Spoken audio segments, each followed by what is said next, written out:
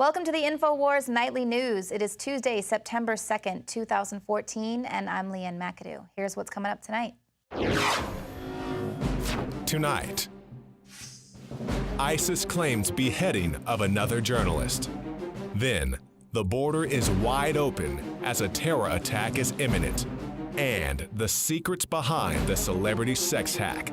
That's next on the INFOWARS Nightly News. All you had to do was get into the cloud, search by their names, find their accounts, and download it.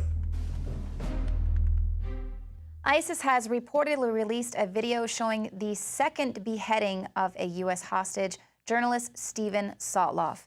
The video reportedly warns the government to back off from the evil alliance of America against the Islamic State. The video ends threatening the life of British journalist captive David Haines.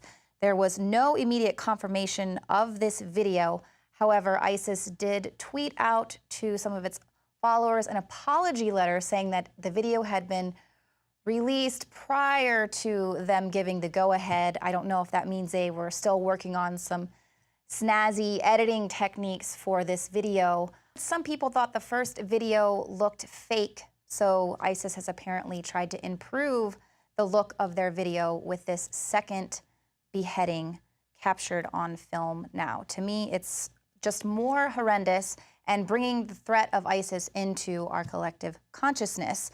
This is at the top of Drudge now. Missing jetliners raise fears of 9/11-style attacks. Following the takeover of Tripoli International Airport in late August, Islamist militias in Libya took control of nearly a dozen commercial jetliners, and Western intelligence agencies have issued a warning that the jets could be used in terrorist attacks across North Africa. They've also included a warning that one or more of the aircraft could be used in an attack later this month on the date marking the anniversary of the September 11th, 2001 attacks. Now, for all of you who are really into numbers, this has been floating around for a few weeks now, but today it is 9 days before September 11th, and there were 11 jetliners supposedly taken control of by the Islamic militia. So this is, of course, just all getting it really embedded in our collective consciousness. Of course, they're using those same numbers and imagery. But if ISIS is really wanting to use this video and all of this as a threat to get the government to step off, it's not working. And in fact, this propaganda video is actually helping to raise public support for going to war in Syria and in the region where ISIS is now taking control. Their war propaganda is working. Now a large majority of Americans want military action in Syria. This is a complete turnaround on the attitudes of 1 year ago. A YouGov poll released this week found that 4 times as many Americans now support U.S.-led military action than oppose it. Now, never mind that the government was proposing airstrikes to aid the rebels that it was arming in Syria just last year. Now, any U.S. military action in Syria is going to be sold on this exact opposite reasoning. Militant Islamic rebels are taking over the country. So you'll recall that last year, when news of the missing journalist James Foley was first reported, his kidnapping was blamed on the Assad regime. This is a CNN article. They were saying he was most likely abducted by a pro-regime militia group and turned over to Syrian government forces. They kept repeating, "We have multiple independent reports from very credible confidential sources. Jim is now being held by the Syrian government." His brother, Michael Foley, says he learned from highly credible sources that the Syrian government is holding him right now. He wouldn't elaborate. But of course, now we know that that was not the case. But the facts don't matter in this. It's back to getting the public to go ahead and be okay with going to war in Syria, pushing it once again back onto Syria.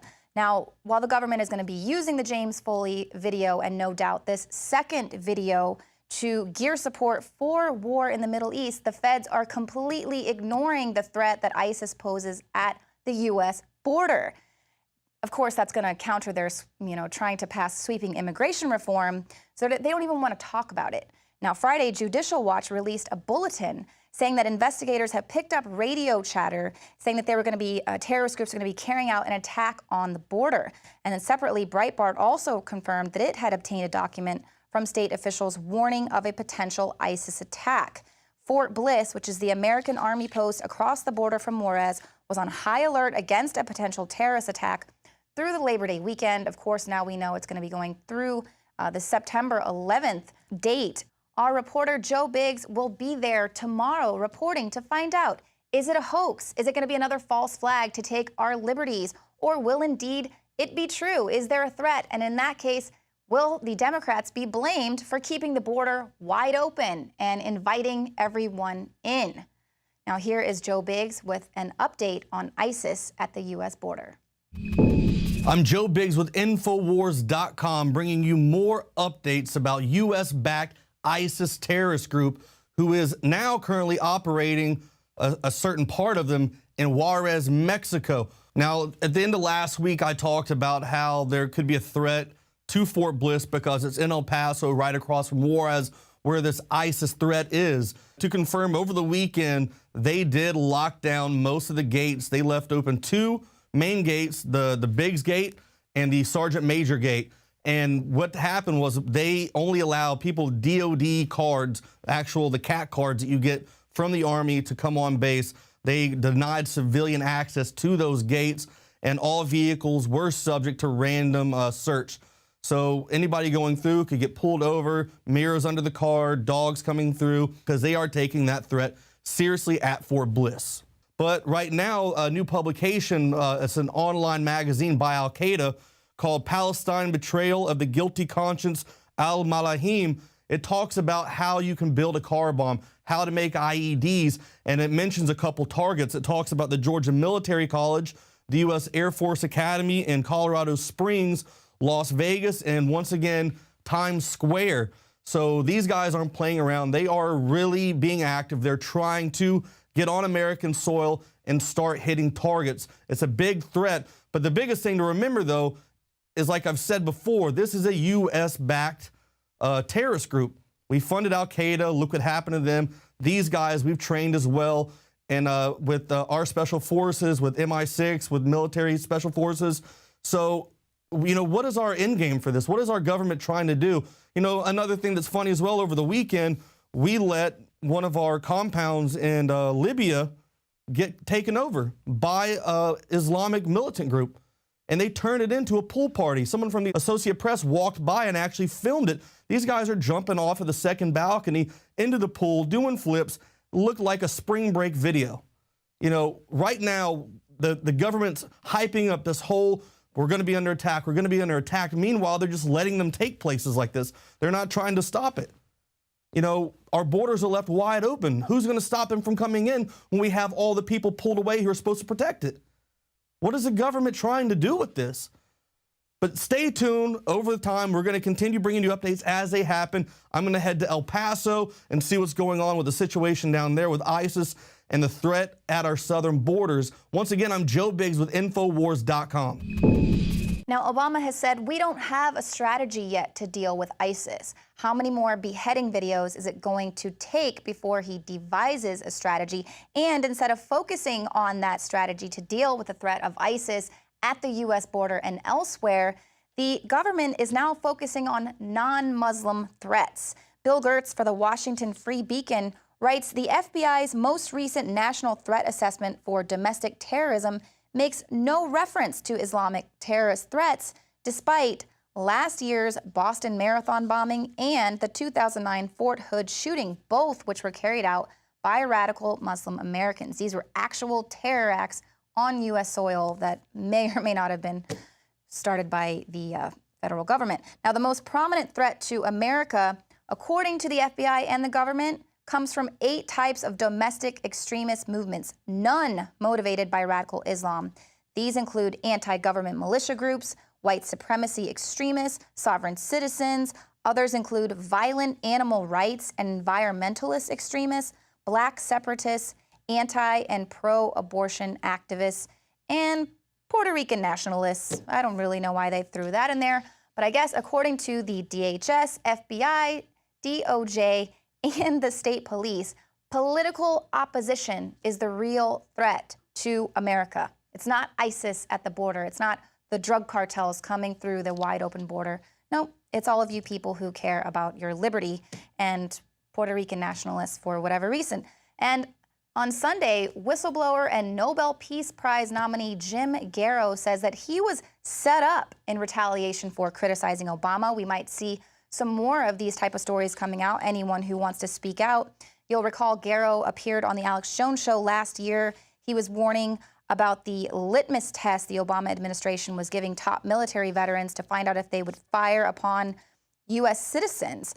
But he says that when he arrived home from the infiltration tour, he unloaded his camper trailer and discovered a pistol in a Ruger bag with ammunition and a gun lock. He doesn't know where it came from.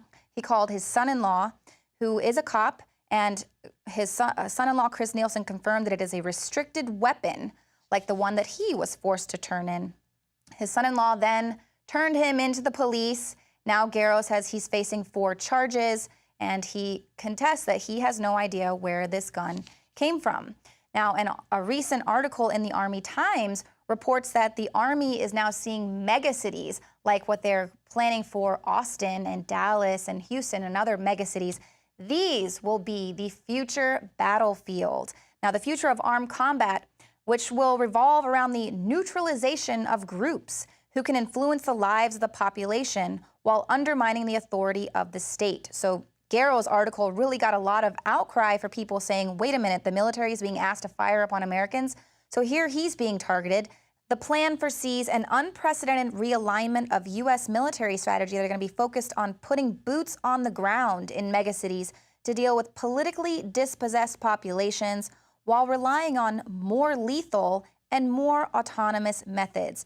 The report also notes the Army will utilize directed energy weapons, which would allow U.S. to have direct fire capabilities with significant logistics reduction. So it's going to make them even easier for them to fire upon you. Now, given the recent militarized police response to unrest in Ferguson, Missouri, this is a frightening concept. The residents there were, of course, fighting against the abuse by the authority there and protesting the authority of the state. So now they're basically being told that in these megacities, of which St. Louis is one of them, they need to be prepared to be fired upon with more lethal and more autonomous methods. And of course, they don't have any problem firing rubber bullets on our reporters as well as innocent citizens, so we know they're not going to have an issue here with this. But while the U.S. border remains wide open and ISIS is a threat, according to top officials, it's the American citizens and those who love liberty who are the issue.